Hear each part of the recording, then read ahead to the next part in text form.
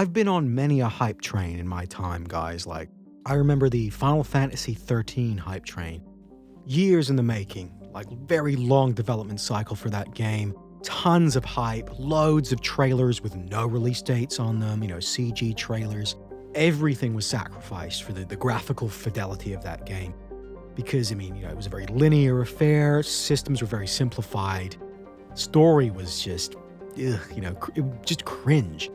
Still a very polished release, don't get me wrong, and no bugs whatsoever. It still had that Square level of finesse. But judging it by the standards of its own series, it was very lackluster. It makes me think of other hype trains I've been on. For instance, the Devil May Cry 2 hype train. Devil May Cry 1, oh my god, what a polished final product that was. That game is so polished, you could play that over and over again, and every single second of that game has been fine-tuned in some way. I guess that's a testament to Hideki Kamiya's, perfectionism and his genuine love for arcade-style action. You don't make a game that well-rounded without putting your blood, sweat, and tears into it. But the sequel, they took the playbook and they threw it out the window. What we got was complete disappointment. It was like some kind of low-budget imitation of the first game. No Kamiya, unfortunately, and that you could really tell. And if you're going to make a sequel, maybe you should try and use the first game as a template and then, build on it. But no, they just threw away the original playbook and they just tried to start again. And they created something, at least 5 times worse. So, yeah, huge letdown. But I think a lot of us as gamers, we've been through this dog and pony show many times. And it's been getting worse. Like from back when I was a teenager, you'd get hyped, that's for sure, but that was before the era of the deluxe edition, where you're expected to pay double, in some cases triple, for just the illusion of a premium product, right? You get a cheap Chinese figurine in it, an official The Last of Us Part 2 branded dilator, right? And oh wow, this is a collector's item. I can't wait to add this to my Bing Bing Wahoo collection next to my Funko Pops. Like, is that really worth paying these extortionate pre-order and deluxe prices, especially the digital deluxe versions where you don't even get a physical copy of the game, but you're still paying $60, $70 just for a couple of extra skins, right? It's insane when you think that games used to have all of this extra content unlockable, right? It just gave games way more replay value. But now, for some reason, AAA studios seem completely incapable of actually shipping full finished products now. They release them in what amounts to early access, tons of bugs, tons of missing content, and then they offer a very insincere, just lip service basically, and say, thanks for your money, and thanks for acting as an unpaid beta tester. Now you can pre-order our next game, you fucking ignorant peasant. Look at the absolute state of Anthem from BioWare, right? This game, the pretentiousness of the hype for this one, right? You had that Casey Hudson, I think his name is, he was hyping the game as the Bob Dylan of the video game industry. Whatever the fuck that's supposed to mean. I guess Dylan was this prolific and subversive songwriter that shocked the world, right? When he went electric, he freaked everyone out because, oh my god, like electric guitars? Well, you're supposed to be I get it, right? So this game is supposed to shake up the industry because it's so fresh. And it's going to be legendary. Like, okay, sure. What do we get though? What do we get? We got another cancerous Destiny clone with zero depth, just an annoying amount of diversity and pandering to game journos. Okay, like, thanks very much, BioWare. After Mass Effect Andromeda, remind me to never play another one of your games again, because clearly your company is just a huge, elaborate demoralization campaign to get gamers to fucking kill themselves. That's how shit you've become. But if only this was the exception to the rule, this is the standard now. And it actually shocks me how little respect this industry has for their own consumers. I mean, we put food on these devs' tables, and they treat us like we are medieval serfs, like the privilege of playing video games in the 2020s is a tax. It's the king's tax. The elites are saying, look, you want to ignore how shit the world is. You want to try and have some escapism.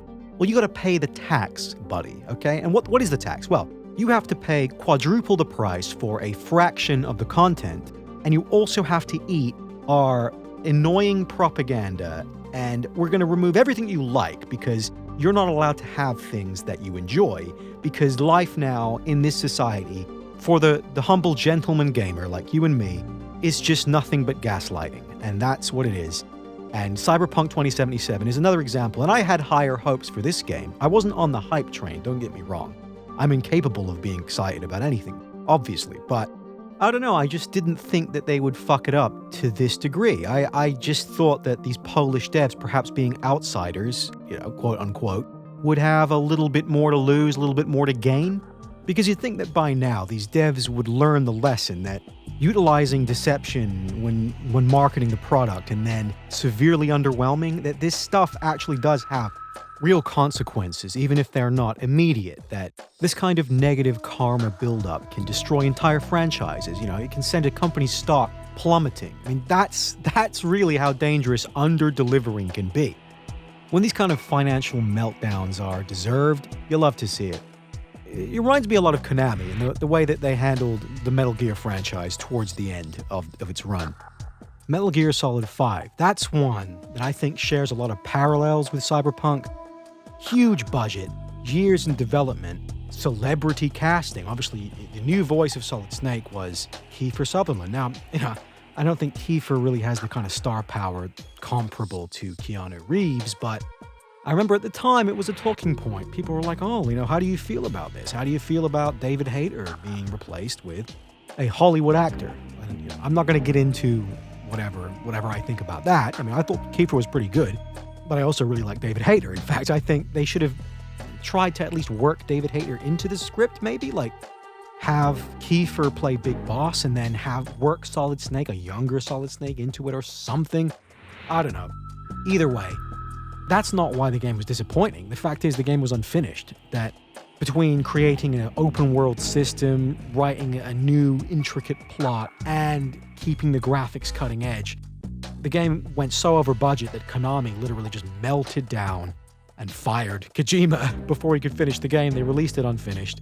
And of course, Konami attempted to continue the series in a more exploitative form. They made this survival game, Metal Gear Survive, full of microtransactions, basically no story, a complete joke of a game.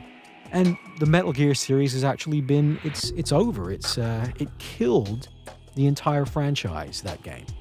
But really, it was all downhill after the extremely disappointing release of MGS5.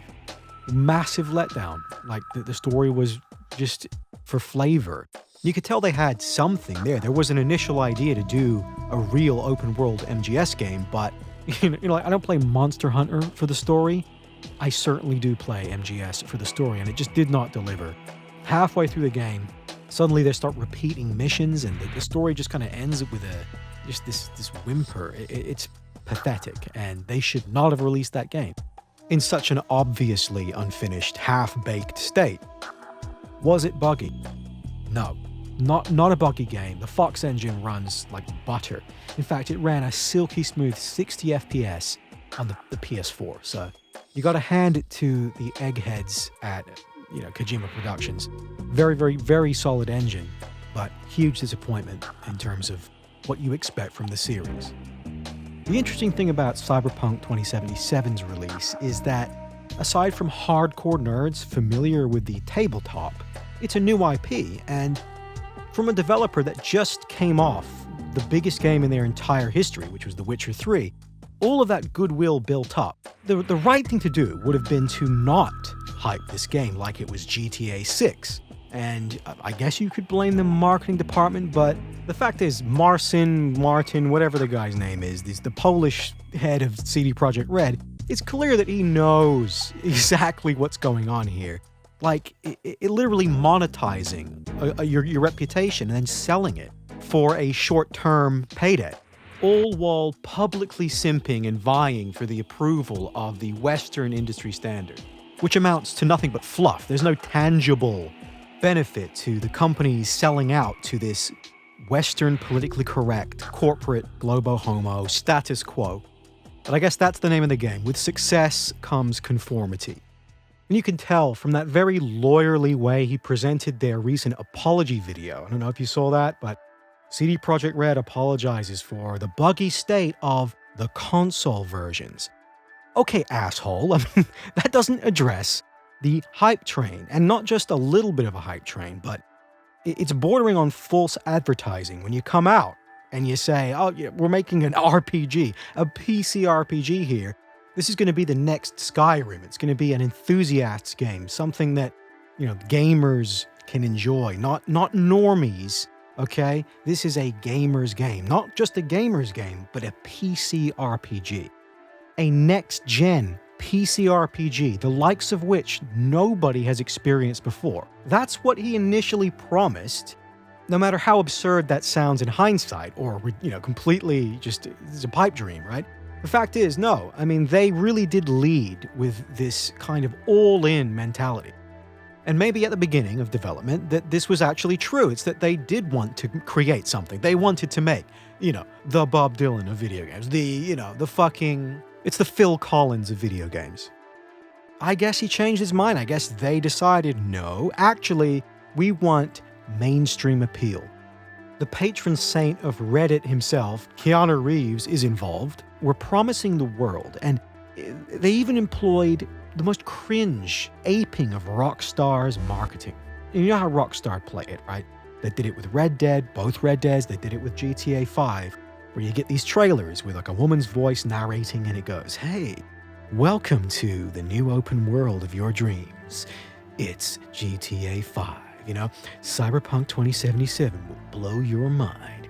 Open world like you've never even experienced. You're gonna fucking shit yourself. Like, it's that same... And the point is, you can only pull that off if you're Rockstar. Rockstar have multiple times in the past, they've held records for the most pre-orders, the most games sold.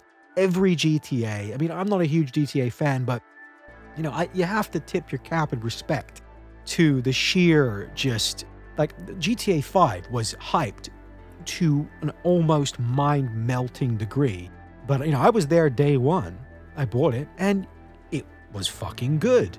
That's the thing. I mean, that game delivered on day one. I don't think people even give them enough credit for that. Like, GTA 5's hype train was one of the most insane, and I was on it, so I can confirm. But when the game came out, that was all anyone was talking about. Oh my god, this game's incredible. The physics are incredible. The open world is so detailed. The story is hilarious. The characters are edgy. Everyone was just masturbating in sheer fucking ecstasy with how happy they were with the final product. And to this day, GTA 5 is still played relentlessly. It's considered one of the greatest open world games of all time. It's even considered one of Rockstar's best, right? Although, I mean, you have contrarians that are like, oh, it's the worst in the series. Okay, whatever. Regardless of how cancerous the online segment of that game eventually ended up becoming, it was a milestone release for the industry, and it helped push open world games forward. There's something about the sheer arrogance of CDPR, they've only just broken into the mainstream with The Witcher 3, but The Witcher 1 and 2 are niche PC titles. I think it's fair to say.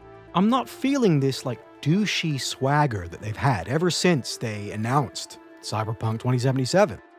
Okay, this isn't just going to be a good game, right? This is going to be a GTA 5 killer. We're going to call out Rockstar. We're calling out the entire industry and saying, hey, look, you guys, you are just not prepared for this watershed, groundbreaking event that is Cyberpunk. From the critically acclaimed developers of Phenomenon, The Witcher 3. Okay, imagine if they delivered. If they delivered, I think we'd all kind of go, well, you know what? Hey, credit where credit's due. Having that kind of confidence makes sense when you really have the balls to back it up. The fact that literally the Emperor has no clothes, that this was just an elaborate it was a scheme to maximize pre-orders. That somewhere down the line, at some point during development, the project just got away from them, that they realized it was too ambitious. They had to start cutting back, that this groundbreaking RPG they promised us actually turned out, it was just a generic open world looter shooter. That's what they turned it into. The fact that they continued to advertise it as this GTA 5 killer up until the day of release, and they even, they were lying about the performance issues on the consoles. we're chumps. You know, we're the plebs, and we have to eat the slop that they feed us. And really, like, it's not about the game. It's just, hey, they made The Witcher 3. Give them your money. Give them your money because their last game was tolerable. And they spent their $7 million grant from the Polish government on diversity hires and workplace inclusivity and anti-whiteness training, and you should be impressed by that. And I think also Arthur Guise of Polygon, who shat on The Witcher 3 for being a misogynist, white supremacist hate piece, I think this game is going to make him cum in his pants because genital customization, and also, you know, there's transgender flags all over the game, stuff like that. So hey, you know, what's a couple of bugs, am I right? Take my money. And, what, so on day one, this is just the biggest disappointment of all time? Well, you know, maybe just hold out hope that one day they'll patch some kind of content into the game. Maybe they'll patch some quality. Can you patch soul into a game? That's my question. You know, perhaps there's a season pass that can drip feed some soul into this product, because right now, what we've got is, it's hilariously bad. It's not just a little bit disappointing, it's absurdly disappointing. It also reminds me of the release of Destiny from Bungie. Because, I mean, here you have like an extremely hyped game from a developer with a lot of goodwill, coming fresh off of Halo Reach, and, you know, Bungie had yet to release a bad game. Destiny gets released, it's just this Frankenstein chopped up looter-shooter cash grab, and fucking cynical. Just a cynical product compared to the passion projects that the developer was known for. But, I mean, Cyberpunk. I keep hearing people are telling me, oh, well, the story is really good. Okay, whatever. Why not focus on that? Lean into it. Add more choice. Give us something closer to a Mass Effect. I mean, look at New Vegas. Am I offending anybody by saying the gameplay of unmodded New Vegas is dog shit? Because it is. But it's fucking great, alright? But no, this fucking game that was hyped, it was supposed to be the second coming of Christ for the video game industry, turns out to be inferior to New Vegas, which is practically ancient at this point, but still is enjoyed to this day by tons of people that just want a quality open world RPG. I mean, and the open world is tiny, and it's not very detailed, and it's buggy as shit. It's fucking great. I could play New Vegas again anytime, and I would really enjoy it. Because it has heart, or in some online circles, I guess they would say, it has soul. Cyberpunk 2077, unfortunately, just like this entire clown car of an industry, has no soul.